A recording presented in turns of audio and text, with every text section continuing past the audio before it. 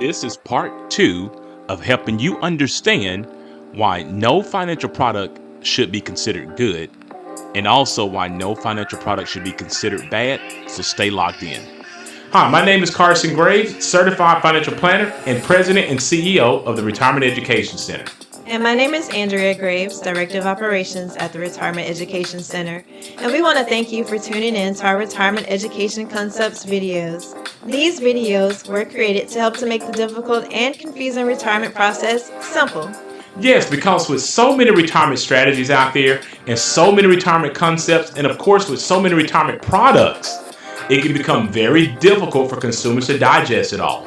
That's why we're so fortunate that we work with a team of expert advisors that'll help us build a financial roadmap that'll let our clients know when, where, and how they can reach their retirement goals. For additional concepts on how to maximize your retirement, please subscribe to our YouTube channel and hit the notification bell to be notified when we upload new videos.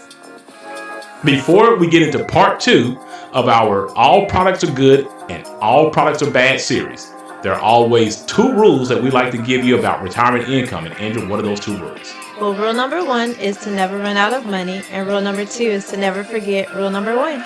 Okay, so let's go ahead and finish up this series and talk about why all products are good and why all products are also bad. So Carson, a lot of people turn to bonds for their 401ks or 403bs and thrift savings for safety. So what are the advantages and disadvantages of this type of financial product?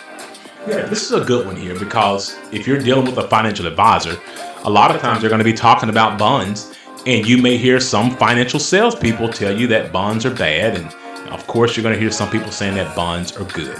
And if you're watching and following this series, you know neither is true. So let's talk about why there may be those who talk about bonds being bad. First, when you're talking about bonds, historically, it is noted that bonds have underperformed stocks, mutual funds, and other equities. So that is going to be one of the disadvantages that people are going to point to when they're trying to steer you away from bonds. They're going to tell you that they have underperformed equities long term, which will be true. Another disadvantage when it comes to bonds is that you may have a fixed interest payment that cannot keep up with the rate of inflation. And in that particular situation, you're going to end up maybe having purchasing power risk as well in the future. And another risk that may come along with bonds is that you may have the risk of default. Unfortunately, yes, some companies just do not pan out. And if you are relying on those dollars that you put into that particular bond holding, you may risk default of that particular bond holding if that company becomes insolvent. Another disadvantage when it relates to bonds that some people may point out is that they may not be as liquid. You may have to hold a bond for a period of 5, 10, or even longer years in order to get the full maturity value of that bond. So those are some things to definitely consider when we're talking about using bonds as part of a financial tool for a client. But with that being said, of course, there are some advantages for using bonds. Although bonds do not have the historical track record of outperforming equities, they also do not fall as dramatically as equities as well. So that's one of the advantages of holding bonds. It can be a little bit more stable in a bad market. Another advantage for bonds is that they can provide some income stability that equities cannot provide due to the fact that they are guaranteed to some extent, depending on the type of bond that you're holding. For example, if those bonds are backed by the full faith and credit of the government, well, of course, you're going to probably have a zero risk of default of your bond and the interest payments that you're receiving. And another good advantage of bonds, if you're a high income wage earner, is that you can invest in municipal bonds. And when you invest in municipal bonds, it's going to avoid you having to pay federal income taxes on that income. So if you are a person and you have high income, this may be an avenue that you want to use as a financial tool, not avoid. Well, Carson, normally stocks are a counterplay to bonds, but with so much risk, people may stay away from them, especially when they hear about losses from some of their peers. Yeah, this is really an important factor to note because stocks, and mutual funds and other equities can really be a financial burden to those who don't really understand how to use them. And so, of course, they can get some negative play.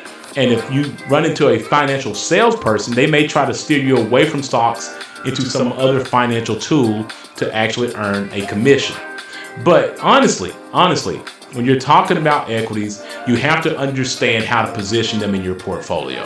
That is why they do play a counter to bonds, because equities, absolutely, on the disadvantage side of things, can fall dramatically as opposed to bonds, which is why you always want to properly allocate your portfolio to match your risk tolerance. Another disadvantage to having stocks or equities is that there are no guarantees. With bonds, you can have certain guarantees. Of course, with CDs and cash, you can have guarantees that money is going to be there. There's absolutely no guarantees that are going to be awarded to you when you're investing in stocks. So you have to make note of that and make sure that you're not doing too much and that you're understanding the risks that are involved whenever you get into any particular type of stock. And if you're trying to figure out stocks, unless you have the time and the resources to really understand what you're investing in, you're probably going to have to pay someone to do that for you. So there are going to probably be fees involved when you're investing with stocks. But of course, you should not be steered away from this financial tool, because there are some great advantages when you're investing in equities. One is that, yes, equities have historically outperformed other asset tools. So if you're trying to reach your long-term financial goals, this is absolutely a place where you're going to want to put some dollars. And many times, Andrew, as you have mentioned, inflation has also been a very pervasive thing that retirees are going to have to try to combat. Well, there's no better place to have your funds be allocated to in order to combat inflation, because over the last 92 plus years, equities have outperformed inflation by 234 times. So this might be an avenue or a tool that you want to consider. Another great use for equities is that it provides diversification that other tools cannot. When we're talking about equities or stocks, you can invest in alternative investments, you can invest in value-based stocks, you can invest in stocks that actually pay dividends. So you can formulate an array of holdings within one single portfolio by just simply allocating to different industries when it comes to stocks. And one last advantage that stocks may have over other financial tools is that it is very liquid. Yes, you may have some loss involved, but you can pull that money out very, very quickly in order to move those funds into a different position or take those gains for your own benefit or use. So Carson, I thought you might say this product for last, and that product is an annuity.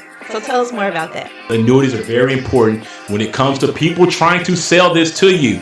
Now, there are some definite disadvantages to annuities that I do want to cover and make sure people understand them. And then I do want to contrast that with the advantages as well. But let's talk about these disadvantages first. Yes, one disadvantage of using an annuity would be the complexity of annuities, Andrea. They're very complex products. You have to understand what you're getting into. So it is very, very important you seek out a financial advisor that is not trying to sell an annuity to you, but help you get educated around annuities. Also, when you're dealing with annuities, you have to be careful because there are a lot of fees that could be involved with annuities. There are certain types of annuities that carry higher fees than others, so you need to understand the type of annuity that you're getting into. Now, along with those fees, annuities are definitely not a liquid product. If you pull out of an annuity early, you can suffer a surrender charge, much like a CD, but it can certainly be much, much higher than a CD penalty. So you definitely need to understand the terms of the annuity contract. So if you think that you're going to need to get to that money sooner rather than later, you need to know about the surrender penalties of an annuity as well.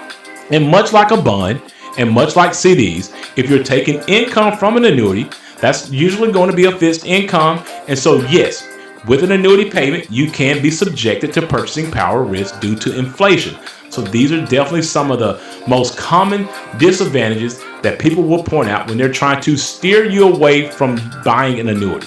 But let's go ahead and talk about some of the positives with annuities, and they should never be ignored because they are very real and people absolutely benefit from them in their retirement. One of the primary advantages of an annuity is that you do have a guaranteed income that you can never outlive, and your principal in that annuity can be completely protected from any stock market risk. Along with that advantage, when you get an annuity, you can customize that annuity. All annuities are not created equal. So you can absolutely take an annuity and say, I need to have a long-term care feature on it. Or I need to have an annuity that increases with inflation. Or I need to have an annuity that has a death benefit with it. So you can formulate your annuity and customize it according to your particular retirement situation. Another advantage of putting money into an annuity, maybe versus a CD, is that an annuity would allow you to have tax deferred growth and not receive a 1099 each and every year when there is interest earned on that particular annuity. If you have money in a CD, unfortunately, when you have interest paid, you're going to get a 1099 every single year, even if you don't take that interest. You can avoid that by having money put inside of an annuity because that interest will grow tax deferred until you take it out. And one big advantage an annuity has over any other product is that it gives you a complete peace of mind. Even if you're taking money from an annuity and that annuity goes down to zero, I will say it again, if the money goes to zero, that annuity will continue to pay you and your spouse, if it's a joint annuity income, for the rest of your lives. So that is one of the things that you have to think about when it comes to this particular financial tool.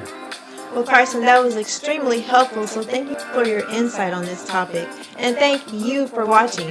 And if you felt this information was beneficial for you, please like this video and share with others. So I really do hope that the information that we shared in our two-part series on whether products are good or bad will help you make better and smarter decisions moving forward when it comes to your personal financial plans. Please note that these videos are created for educational purposes only and that you should always seek out your own financial advisor, your own tax advisor, and your own attorney regarding your personal situation. Also, if you are looking for a fiduciary financial advisor to help you with these types of complex financial matters, we highly recommend that you utilize the links in our description below and go ahead and schedule a 1-hour free consultation with us today. For more information about this topic or any of the other topics that we've shared in our other videos, please feel free to reach out to our office or leave any questions or comments in the section below. After this video, please check out our other videos that will give you tips on how to maximize your retirement. And if you like this video, please give it a thumbs up, subscribe to our YouTube channel, and share it with a friend. Thanks for watching, and remember, if you have questions, we have answers.